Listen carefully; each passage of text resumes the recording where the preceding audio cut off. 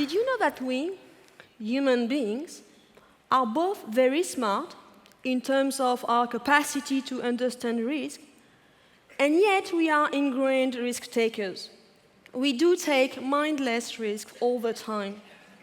Why is this? I'm a behavioral scientist with an expertise in neurofinance. I'm interested in how the brain perceives and reacts to risk. Today, I'm going to tell you about a recent discovery I made. This discovery is the product of about 6 years of thinking and running experiments in the lab at UNSW Australia Business School with more than 400 participants.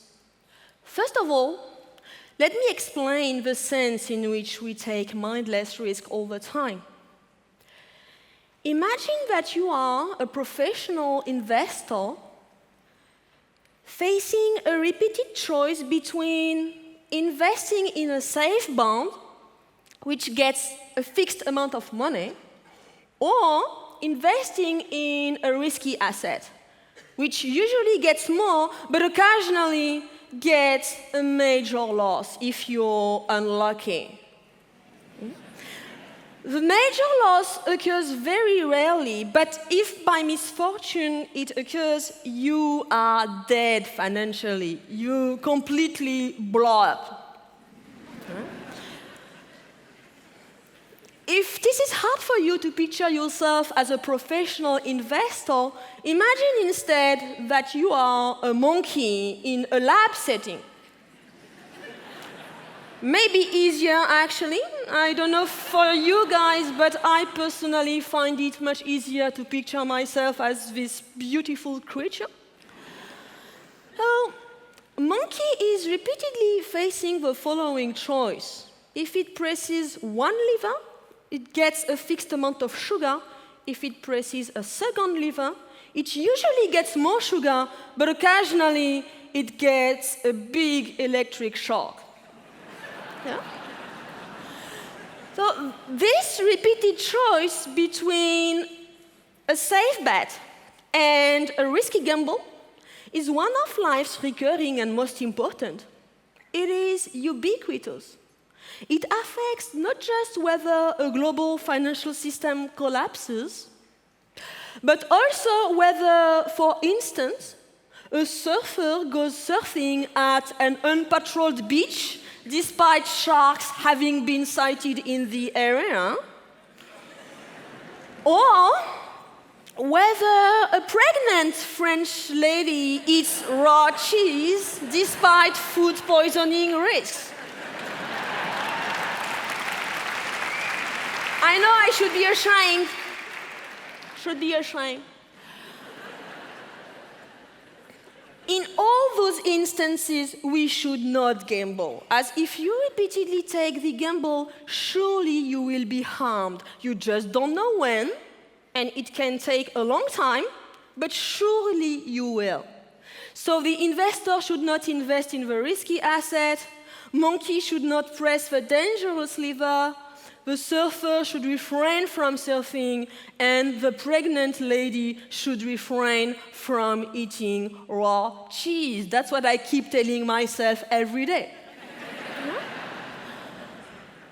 Yet, many, if not most of us, do gamble. In fact, gambling is so pervasive, it is so widespread, that the finance community even has a name for this pitfall. It is called picking pennies in front of a steamroller. And indeed, looking at the financial history over the past 40 years, there have been many episodes in which investors picked pennies. A case in point is the high-yield bond mania at the end of the 80s, or more recently, with mortgage-backed security CDOs just before the global financial crisis. Investors couldn't get enough of those assets despite real risk of a complete collapse of the market. In a rational world, we should not gamble like this. And yet we all do, in very different contexts. Why? What does science tell us? Till recently, scientists had no clue. But interestingly, outside of science, if you ask people for the reason, most people claim, well, the reason people take mindless risk is because most people are kind of stupid. They just don't know the true risk they are taking.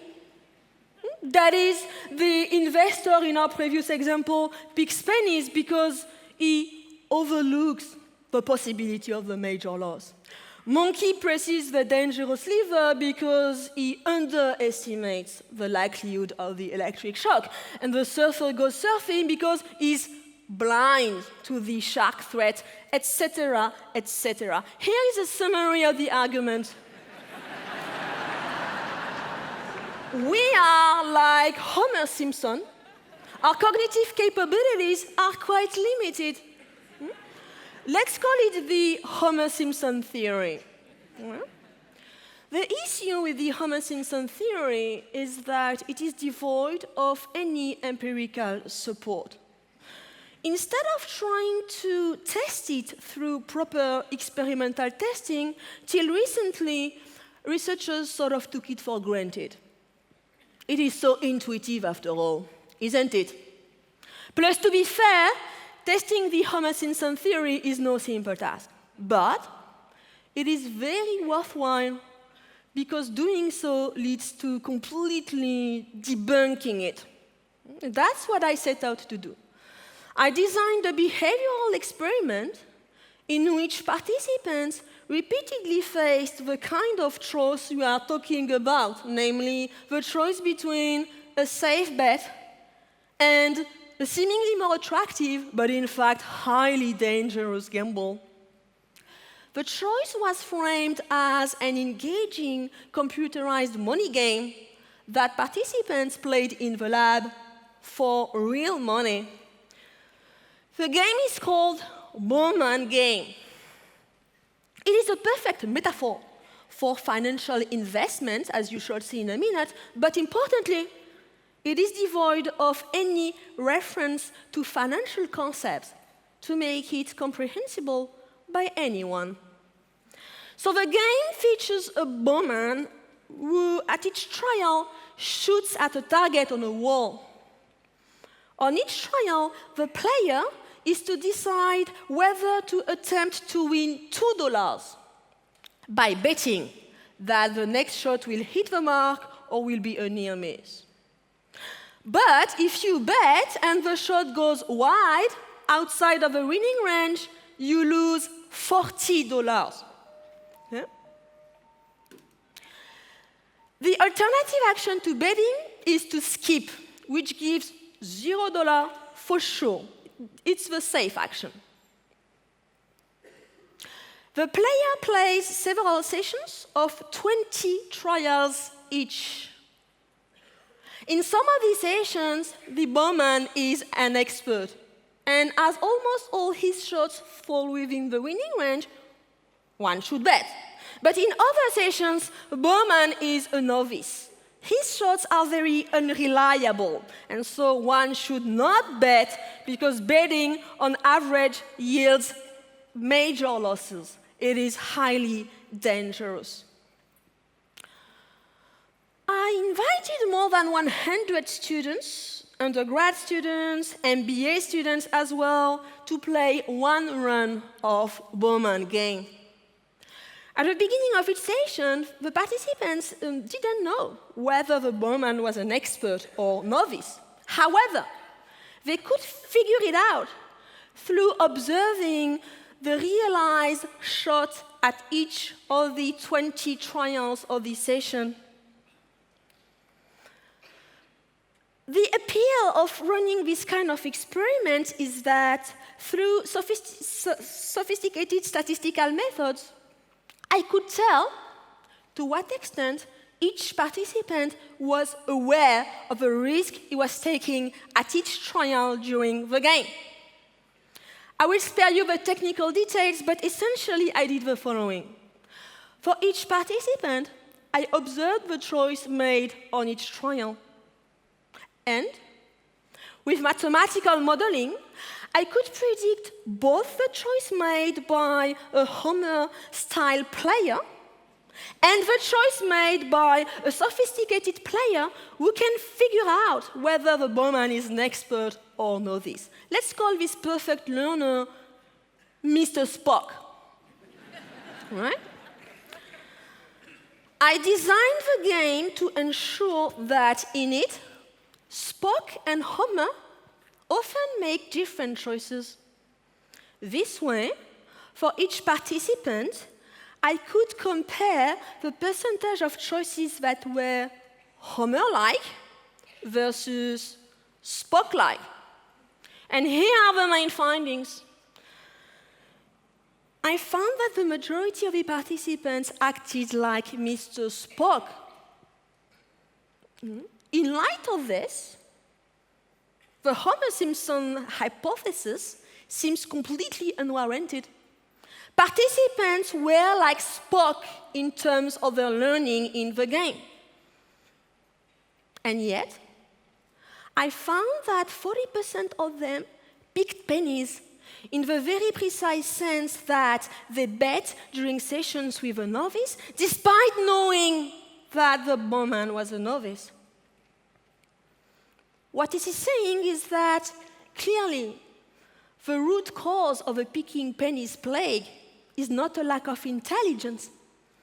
As a matter of fact, we pick pennies however much we are aware of the risks entailed. But how can it be that we are both so smart and so reckless? Here is the answer. We are greedy and we lack self-control. We are lured into gambling even when we perfectly know it should not, because we cannot resist the temptation to seek more reward. More sugar, more cheese, more money. Now, the question is, what's the biomechanism for this? With neuroscientist colleagues at Brown University, I'm currently testing the idea that the culprit is dopamine. Dopamine is one of the key neurotransmitters of the human brain.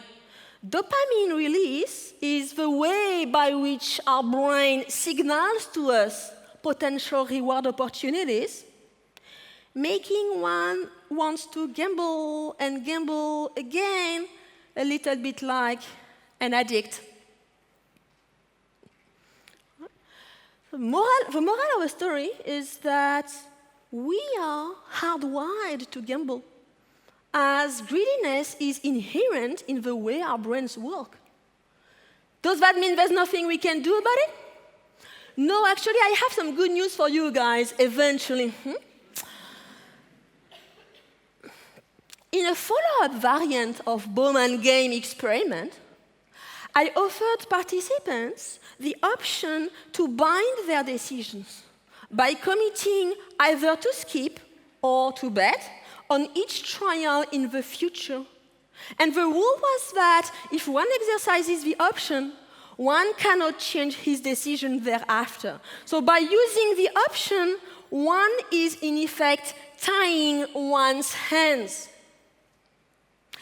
I found that in the follow-up experiment, participants did use extensively the option to skip on each trial.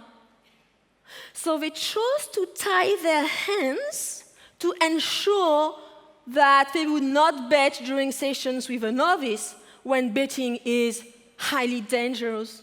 And so, in the follow-up experiment, the participants hardly gambled. In other words, the participants in a follow-up experiment were like Ulysses, who asked his men to tie his hands to the mast of his boat to ensure that he would not jump into the sea upon hearing the siren songs. What this is saying is that we are very lucid Deep down, we know that we are greedy and that we lack self-control. Hence, we are keen to tie our hands to protect ourselves against our inner demons. If we are to avoid another global financial crisis, I believe there are lessons from this research. I hope to motivate policymakers to introduce devices within the financial industry to help control that innate greed by allowing people to tie their hands, in a sense. Huh? So, we are all gamblers at heart, but there is hope. Thank you.